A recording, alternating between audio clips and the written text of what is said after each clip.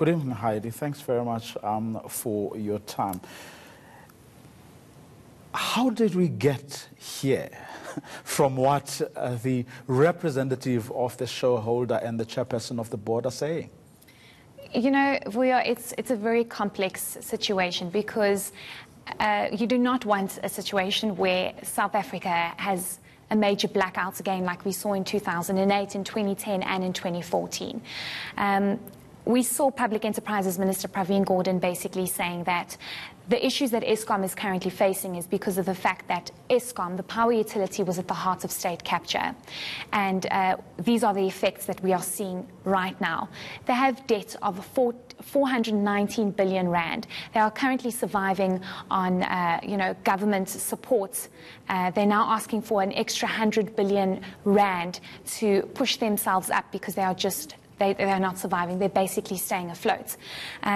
It is a complete mess. We see now in the last week or so, moving into this week, where South Africa has been experiencing load shedding.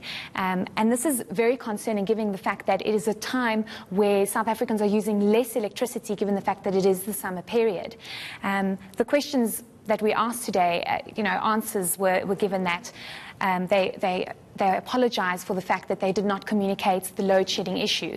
The questions were asked was, is it actually a coal issue or what is actually going on? Does Eskom have enough coal? But Pravin started off saying that Eskom is facing a major crisis, and they do apologize for the fact that they have not communicated this clearly to South Africans, and this is what he had to say. Apologies for the inconvenience that is caused, and we've asked the management team at Eskom, together with municipalities and other suppliers of electricity, to take a much more careful look at the published schedules and what the reality is on the ground and experiences citizens have. Because one of the immediate complaints would be, today I'm not supposed to be the one that's supposed to be, inverted commas, load shedded, and yet it is happening to me. What's going wrong? And we will get some reports in that regard within the next few days as well. The second reason we must apologize is that I think Eskom doesn't communicate adequately. And we've said so to the management team. Sending out a tweet about load shedding is not communicating. And so hopefully from next week we get better communication.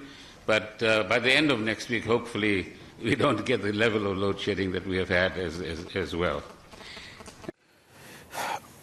But then, Heidi, apologies for the inconvenience, apologies for the lack of communications aren't really helping, because as the minister himself pointed out during the briefing, at some point when they had to sign those contracts with coal contracts with Tegeta, for example, as he himself pointed out, they could do that, within hours or online, have teleconferences, decisions would be taken and things would move. Again, he was asking about, who is supplying diesel, at what cost. Haven't those questions been answered already? It seemed that the kinds of question he was asking, he actually had answers to, which then brings us to the next question.